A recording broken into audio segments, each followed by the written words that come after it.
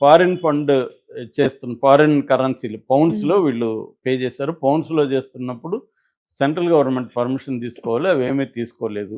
ఇలాంటివి చేశారు. అట్లాగే అరవింద్ కుమార్ అప్పుడు హెచ్ఎండిఏకి చైర్మన్‌గా ఉన్న ఈ అరవింద్ కుమార్ డైరెక్టర్ ఆయన. ఆయన ఆయనేం చెప్పారంటే కేటీఆర్ చెప్తేనే నేను దీన్ని చేశానని చెప్పారు. కేటీఆర్ కూడా అరవింద్ కుమార్‌దేం లేదు. నేను పెట్టమంటే ఆయన ఫైల్ పెట్టాడని ఆయన కూడా చెప్పాడు. కానీ ఇప్పుడు బయట ఏం చెప్తారనేది ఇంపార్టెంట్ కాదు. హ్మ్. కోర్ట్‌లో ఏం చెప్తారనేది ఎప్పుడైనా కూడా కేసులు ఇంపార్టెంట్. సో, దీంతో ఇప్పుడు కోర్ట్‌లో కేటీఆర్ తరపున ఆర్గ్యుమెంట్స్ ఏందంటే కేటీఆర్ మీద 409 ఐపీసీ ఎందుకంటే నేరం జరిగినప్పుడు ఐపీసీ యాక్ట్ ఉంది. ఇంకా బిఎన్ఎస్ అప్పటికి రాలేదు కాబట్టి ఐపీసీ కింద 409 పెట్టారు. 409 ఎప్పుడు గాని ఎందుకు పెడతారంటే ఐపీసీలో అది 8 ఏళ్ల కంటే పైబడిన కేసులు. 8 ఏళ్ల కంటే పైబడిన శిక్ష పడే కేసుల్లో ముందస్తుగా నోటీసులు ఇవ్వాల్సిన అవసరం లేదు. డైరెక్ట్‌గా అరెస్ట్ చేయొచ్చు. చంద్రబాబు మీద కూడా ఈ సెక్షన్ అందుకే పెట్టారు. సో, ఈ మధ్య ఏందంటే 7 ఏళ్ల కంటే తక్కువ ఉన్న శిక్ష పడే కేసుల్లో అరెస్టులు చేయొద్దని హైకోర్టులు చెప్తున్నాయి. హ్మ్. నోటీసులు ఇవ్వండి, ముందు విచారణకు పిలిపించండి, అరెస్టులు డైరెక్ట్ ఇచ్చేయొద్దని. అందుకని వీళ్ళేం చేస్తున్నారు తెలివిగా అంటే వేరే సెక్షన్‌లు అంటే 8 ఏళ్ళు శిక్ష ఉన్న సెక్షన్‌లు పెట్టేస్తున్నారనమాట. అలాగే దీంట్లో కూడా ఈయన 409 పెట్టారు. అసలు ఈ సెక్షనే వర్తించదని సిద్ధార్థ దవే వాదించాడు.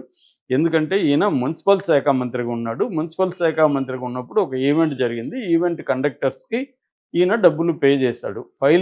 ఒక మంత్రిగా ఫైలు మీద సంతకం పెట్టడమే ఆయన చేసిన తప్పైతే, దేశంలో అనేక శాఖల్లో మంత్రులు ఆహ్, మంత్రుల మీద కేసులు పెట్టాలి. ఎందుకంటే ఒక మంత్రిగా ఆయన కర్తవ్యం ఏందంటే జరిగింది. ఫండ్స్ కూడా ఆయనేమి పర్సనల్‌గా వాళ్ళకి ఇచ్చేయలేదు. త్రూ బ్యాంకింగ్ ఛానల్స్ గుండానే వెళ్ళాయి. సో, అది ఒక వాదన. రెండవది ఐపీసీ 13(1) బ్రాకెట్ ఏ ఉన్నాయి. అది కూడా ఈయనకి వర్తించదనేది ఈయన వాదించారు. అట్లాగే ఇంకొక పాయింట్ కూడా ఈయన లేవదీసింది ఏంటంటే ఈయన ఇచ్చాడనేమో డబ్బులు ఈయన మీద కేసు పెట్టారు. హ్మ్. తీసుకున్నోళ్ళ పేరు కూడా రాయలేదు. ఎఫ్ఐఆర్‌లో ఓహ్! తీసుకున్న ఫారిన్ ఏజెన్సీ అన్నారు హ్మ్. గానీ వాళ్ళ హ్మ్. పేరు కూడా మెన్షన్ ఓకే చేయలేదు. సార్. మరి అప్పుడు హైకోర్టు కలుగజేసుకొని ఎవరు తీసుకునింది వాళ్ళ హ్మ్. ఏజెన్సీ పేరేమని అడిగితే అప్పుడు ఎఫ్‌యుఓ అని చెప్పారు. ఆహ్, దాని తర్వాత మరి వాళ్ళని ఎందుకు చేర్చలేదని కూడా హైకోర్టు అడిగింది. మామూలుగా హ్మ్. ఇక్కడేందంటే 2 పార్టీలని ఇచ్చినోళ్ళని, అవును తీసుకున్నోళ్ళని సార్. ఇద్దరిని చేరుస్తారు గదా! వాళ్ళనెందుకు చేర్చలేదు?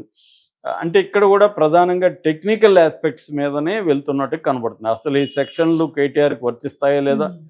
కేటీఆర్ నేరం చేసినట్టు ప్రైమా ఫేసి ఎవిడెన్స్ ఉందా? ఇందులో అవినీతి జరిగినట్టు ప్రైమా ఫేసి ఎవిడెన్స్ ఉందా? అనేదే ప్రధానంగా నిన్న ఆర్గ్యుమెంట్స్. అట్లాగే ఎలక్షన్ కోడ్. ఎలక్షన్ కోడ్ ఉన్నప్పుడు కొత్తగా విధానపరమైన నిర్ణయాలు గాని, కొత్త పథకాలు గాని అనౌన్స్ చేయకూడదని ఉంది తప్ప ఆల్రెడీ ఉన్న పథకాలకు సంబంధించి డబ్బు రిలీజ్ చేయకూడదని హ్మ్. ఎలక్షన్ కోడ్‌లో లేదనేది కూడా సిద్ధార్థ దవే తీసుకొచ్చాడు. ఇది ఆల్రెడీ జరిగింది ఒక దఫా, రెండో దఫా జరగడానికి కూడా ఒప్పందం అయిపోయింది. ఒప్పందం అయిపోయిన తర్వాత అడ్వాన్స్‌గా వాళ్ళకి డబ్బులు రిలీజ్ చేశారు. హ్మ్. దానికి ఎలక్షన్ కోడ్‌కి ఏమి ఇబ్బంది లేదు. సో, అదేమి అడ్డు రాదు అనేది కూడా ఆయన గట్టిగానే ఆర్గ్యూ చేశారు. సో, ఆహ్, ఈ ఛానల్స్ ద్వారా ఎళ్ళడం, ఈయనకి డబ్బులు ముట్టిందని గూడా వాళ్ళు ప్రైమా ఫేసిలో ఎఫ్ఐఆర్‌లో గాని ఎక్కడ రాయలేదు. కేటీఆర్‌కి డబ్బులు ముట్టిందని. హ్మ్. సో, బేసిక్‌గా ఏందంటే ఇది ఆహ్, ప్రాపర్‌గా ప్రోటోకాల్స్‌ని పాటించలేదు. ప్రొసీజరల్ ల్యాప్సెస్ జరిగాయనేది ఉంది. ప్రొసీజర్ ల్యాప్సెస్ ఏమి జరగలేదు. హ్మ్. మంత్రిగా తన ముందుకొచ్చిన ఫైల్ మీద సంతకం చేశారాయన. ఆ ఫైల్‌లో ఏముంది అడ్వాన్స్ ఇవ్వాలని ఉంది. అడ్వాన్సు ఇచ్చారు. ఇప్పుడు హెచ్ఎండిఏ 10,00,00,000 కంటే ఎక్కువ ఇవ్వాలా లేదా అది హెచ్ఎండిఏ బాధ్యత తప్ప ఈయనది గాదు.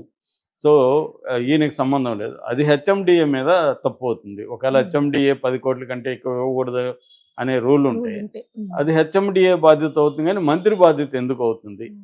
సో, మంత్రికేందంటే ఇది ఇస్తున్నారా లేదా? ప్రాపర్‌గా ఎళ్తుందా లేదా? అనేది చూసుకొని ఫైల్‌లో సంతకం చేస్తాడు. ఒక ఐఏఎస్ ఆఫీసర్ వచ్చి ఫైల్ పెట్టినప్పుడు మంత్రులు అనేక ఫైల్స్ మీద సంతకాలు హ్మ్. పెడుతుంటారు. సో, ఏదన్నా తప్పుంటే మంత్రి ఏమన్నా ఆదేశించుండి ఐఏఎస్ ఆఫీసర్ తను వద్దని ఏమన్నా రాసుంటే ఇప్పుడు అరవింద్ కుమార్ ఇది ఇలా ఇవ్వడం కరెక్ట్ కాదా అని రాసి ఉంటే హ్మ్. హ్మ్. ఫైల్‌లో అప్పుడు ఈయన సంతకం పెడితే ఇది తప్పవుతుంది గానీ అదేమీ లేదు. సో, అనేది వీళ్ళు ఆర్గ్యూ చేశారు. సో, ఇప్పుడు ఏసీబీ తరపున కౌంటర్ ఏయమని గూడా అడిగారు. ఏసీబీ తరపున గూడా కౌంటర్ ఏశారు. మరి ఇప్పుడు దీని మీద క్వాష్ పిటిషన్ మీద ఏం జరుగుతుందనేది చూడాలి. అంటే క్వాష్ పిటిషన్ ఓకే చేసి కేసును కొట్టేస్తారా? ఈయనకి ప్రైమా ఫేసి ఎవిడెన్స్ లేదు కేటీఆర్ మీద అని. కొట్టేస్తే అప్పుడు ఏసీబీ కూడా సుప్రీం కోర్టుకు కూడా వెళ్ళే అవకాశం ఉంది. ఒకవేళ కొట్టకపోతే సిద్ధార్థ దవే తరపున మళ్ళీ వీళ్ళు కేటీఆర్ కూడా సుప్రీం కోర్టుకి వెళ్ళే అవకాశం ఉంది. ఎందుకంటే ఈయన అరెస్ట్ అయ్యే అవకాశాలు ఉన్నాయి. అరెస్ట్ కానీకుండా చూసుకుందాం అనేది కేటీఆర్ వైపున ఉన్నారు. కానీ రేవంత్ రెడ్డి ఏమో ఖచ్చితంగా దీంట్లో అరెస్ట్ చేయాలని ఉంది. ఇదొక భాగం. రెండోది ఈడీ కూడా ఎంటర్ అయింది దీంట్లో. ఎన్ఫోర్స్మెంట్ డైరెక్టరేట్ ఎంటర్ అయింది.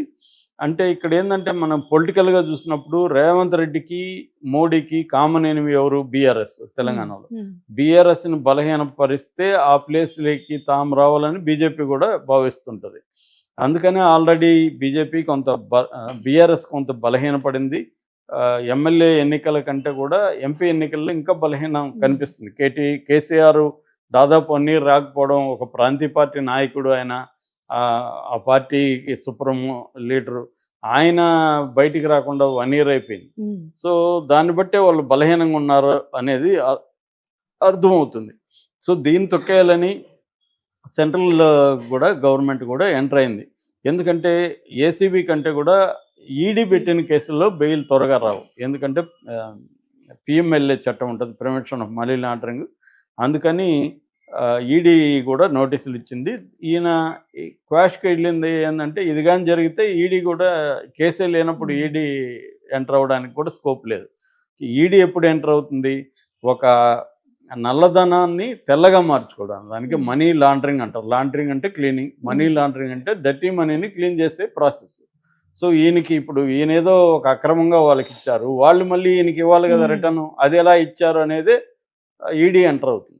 ఆ డబ్బుల్ని ఎలా వైట్ చేసుకున్నారు అనే దగ్గరే కదా ఈడీ ఎంటర్ అయ్యి ఎంక్వైరీ చేస్తుంది. అసలు ఈ డబ్బులు ఇచ్చిందే తప్పు కాదు, ఈయన ప్రొసీజర్ ప్రకారం ఇచ్చాడు అనేది తేలిపోతే ఈడీకి ఇంకా అవసరం లేదు. అది డర్టీ మనీ కాదని తేలిపోతే దాన్ని తెల్లగా మార్చుకోవడం, దానికి మనీ లాండరింగ్ అంటారు. లాండరింగ్ అంటే క్లీనింగ్, మనీ లాండరింగ్ అంటే డర్టీ మనీని క్లీన్ చేసే ప్రాసెస్. సో ఈయనకి ఇప్పుడు ఈయనేదో ఒక అక్రమంగా వాళ్ళకి ఇచ్చారు, వాళ్ళు మళ్ళీ ఈయనకి ఇవ్వాలి కదా రిటర్న్. అది ఎలా ఇచ్చారు అనేది ఈడీ ఎంటర్ అవుతుంది. ఆ డబ్బుల్ని ఎలా వైట్ చేసుకున్నారు అనే దగ్గరే కదా ఈడీ ఎంటర్ అయ్యి ఎంక్వైరీ చేస్తుంది. అసలు ఈ డబ్బులు ఇచ్చిందే తప్పు కాదు, ఈయన ప్రొసీజర్ ప్రకారం ఇచ్చాడు అనేది తేలిపోతే ఈడీకి ఇంకా అవసరం లేదు. అది డర్టీ మనీ కాదని తేలిపోతే ఈడీ రోల్ ఉండదు ఇంకా.